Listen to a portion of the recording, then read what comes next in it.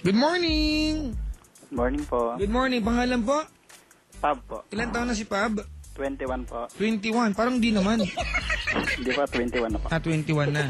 Kala ko nga mga ano ka, 19 ka lang. Hindi po. Meron ka bang bukas na radyo dyan? Cellphone po. Radyo sa cellphone po. Radyo pa din. Opo. Pakipatay mo na, sir. Sige po. Saglit lang po. Okay na po. Okay na. Okay, thank you po. You're welcome. Ayan. Pab, Opo. ang ginagawa sa buhay, sir? Sa trabaho po. Ano hanap buhay?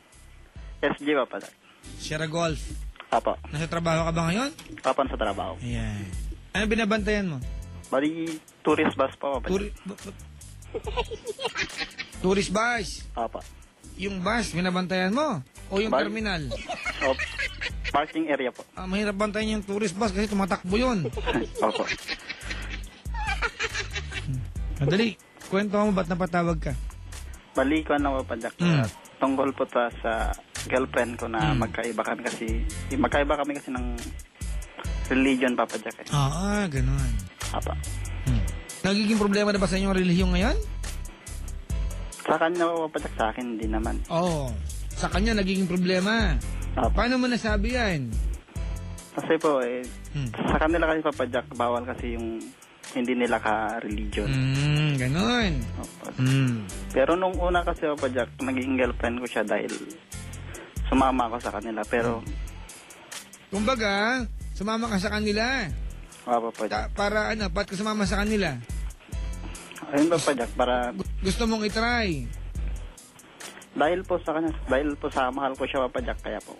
Ikala ko, doon mo siya nakilala. Papa Jack? Doon mo siya nakilala. Hindi po, dati sa nagtatrabahoan ko, Papa Jack. Ayun, sumama ka na pero hindi mo nagustuhan, ganun ba? Hindi kinaya ng paniniwala mo yung paniniwala nila, ganun? Opo, darang mas kuwan pa rin yung kinagisnan ko paniniwalaan. Ganun. Sige. So sa kanila, bawal ang hindi nila karelihiyon. Opo, Papa Jack. Tama? Opo. May tanong lang ako, nakalagay din ba sa kanila na kasintahan pa lang, bawal na agad? Hindi ko pa alam. Di ba sa pag-aasawa pa lang naman yan? Di ba? Siguro po. Hindi, ikaw, tanong mo sa kanya. Kasi alam mo, Pab, ito yung sensitibong usapin. Relihiyon kasi ito paniniwala. Ang paniniwala, personal yan. Di ba? Minsan iba magulang sa anak eh. Di ba? Opo. Ito ang punto ko, ako naniniwala ako na ang paniniwala, puro paniniwala na lang. Hindi yung ating mga religion, it's a matter of respect. Like, i-respect niyo yung paniniwala, may respect yung paniniwala niya, pwede kayong mag-coexist sa isang, di ba? Relasyon. Personal yan eh. Kahit anong mangyari kasi, kahit maging mag-asawa kayo ng 20 taon, 3 dekada, 4 na dekada kayo magkasama sa buhay, magkaibang tao pa rin kayo. Yung paniniwala mo, pwedeng hindi niya paniniwala. Diba? Pero kung may respeto kayo sa bawat isa, okay lang yon. You can coexist. Ano ba kung coexist?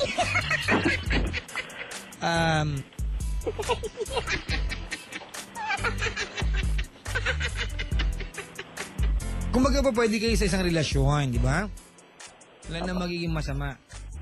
Irespeto. Kaya lang, sa kanya, nagiging problem na. Ako naging parang sinalalaman na po ng mga... Kasi ayoko naman payuhan ka na, sige na. Pasukin mo yung relihiyon niya kung di ka naman talaga naniniwala, di ba? Ang pangit naman sabihin ko sa'yo na kumbinsihin mo siyang umalis doon. Kung paniniwala niyo yun, di ba? Hindi naman pwedeng sabihin natin na uy, maghiwalay na lang kayo kasi hindi naman kayo magka-religion. Kahit magmamahala kayo, maghiwalay kayo. Pangit din naman. Ayun nga po, diba? Ayun nga po masama po, Papa Jack. Parang nagkakagulo na dahil sa religion namin. It's just a matter of belief, di ba? Oo, yung belief ninyo, huwag niyong idamay sa personal ninyo. Although sabihin natin emosyon pala. Ang paniniwala ay isang personal na bagay. Pero pwede naman kasi nasa isang relasyon kayo na yung paniniwala niyo magkaiba. Sa pananaw ko mga kaibigan ayoko gana mag-comment kasi sensitibo po ito mga kaibigan. Relihiyon, paniniwala po ito. Kanya-kanya kasi tayo dyan eh. Di ba? Apo. Paano ba niya sinabi sa'yo na parang naaapektuhan na siya dahil sa relihiyon? Hindi niya naman sinasayo, Papa Jack, pero... Hindi pala sinasabi eh. Baka naman feeling mo lang yan. Hindi pa kasi, Papa Jack, sabi gusto niya yung pakasal na kami. Pero sabi ko, Papa Jack, papakasal ako sa'yo kung sa religion ko.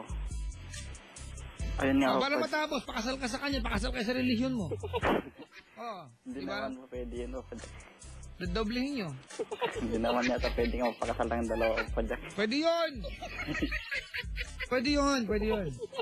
Pwede yun, kuya. Pero sa religion nila, Papadyak, din naman pwede sa kanila yan. Pag... Ayun nga po, Papadyak, masa may nangyari na. No! No! Kaya po gusto niya ng sana pakasal na, pero sa gusto niya gusto niya naman yung masunod, Papadyak, sa kanila. Lakasan mo. Gusto niya, Papadyak, siya masunod. Gusto mo rin ikaw masunod. Oo, Oh, ito yung bagay na hindi ko pwedeng pahimasukan kasi ito ay desisyon yung dalawa.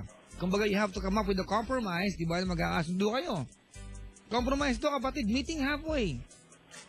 Hindi po pwedeng di ba? Hindi po pwedeng parehas kayo, masusunod dahil walang pupuntahan yan. Ayun Alright? nga, Papadyak, Oo, Kaya nga po napatawag dito kung kahingi ng advice. yun na lang, kapatid, ha? Siguro, mahaba pa yung proseso para makumbinsi mo siya na huwag yun ang idamay yun. Kasi andyan na yan eh.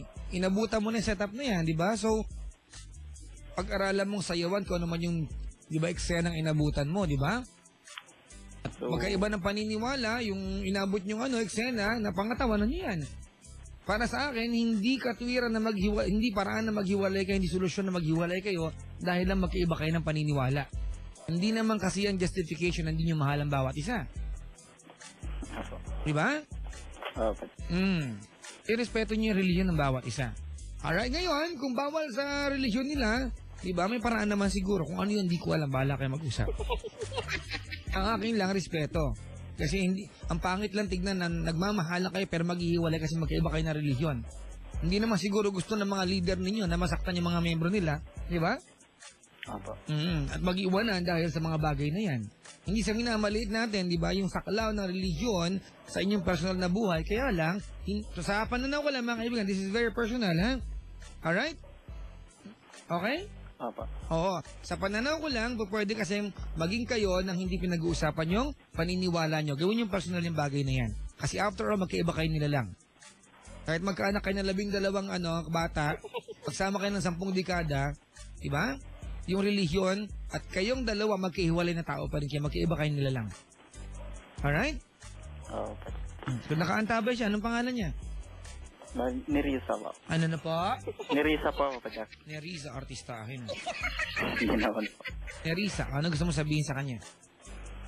Yan lang po.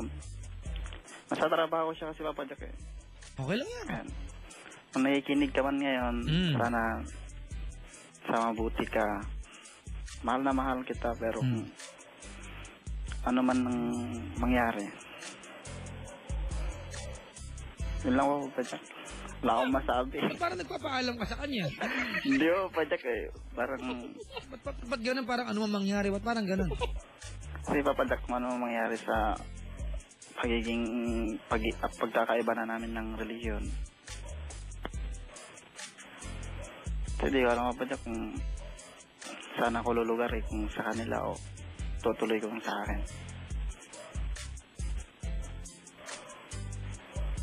Parang di ka naman nakinig sa akin. Hindi naman ako, Papadyak. Hindi mo alam saan lulugar. Sabi ko nga sa inyo, di ba, hindi naman kailangan may lugaran kung di nyo talaga kaya, di ba? Hindi mo naman kailangan di ba, i-give up yung paniniwala mo kung hindi mo talaga gusto. Alright? Opo. Ang bangit naman sumasama kasi sa kanya magsimba pero hindi mo gusto ginagawa mo. Di ba? Bangit din naman na aalis siya sa kanyang relihiyon ng hindi naman yung talaga gustong gawin yon. Pero sinasabi ko pa pwede kayong magsama. Di ba? Gawin yung personal na bagay yung relihiyon. Huwag yung questionin ng bawat isa. After all, ang pinag-uusapan dito pagmamahal. Very universal yan. Di ba? Very universal.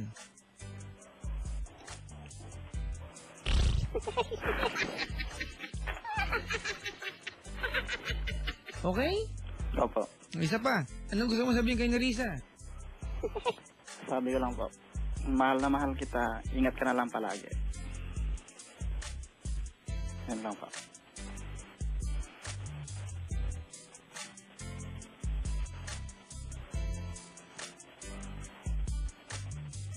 Hello. Sorry, may ginagawa ko. Ito po. Inayos ko yung aircon namin, mainit eh. Lamig naman po pa dyan kayo eh. Ba, ang ganda ha? Abot aircon namin dyan. Hindi po. Sige, salamat sa pagtawag, kapatid. Salamat po. Ayan, mga kaibigan, good morning kay Pab na tumawag sa atin. Hindi ko alam kung bakit. Siguro mahirap talaga yan sa pinareligion, di ba? Ha? It's a matter of respect, di ba? Religion, it's a matter of respect, mga kaibigan. Hindi nyo kailangan ipilit yung mga bagay na kung di mo talaga bukas sa kalooban. Pero hindi solusyon na maghiwalay kayo dahil maghiwalay kayo ng religion. Yun lang po yung gusto kong sabihin.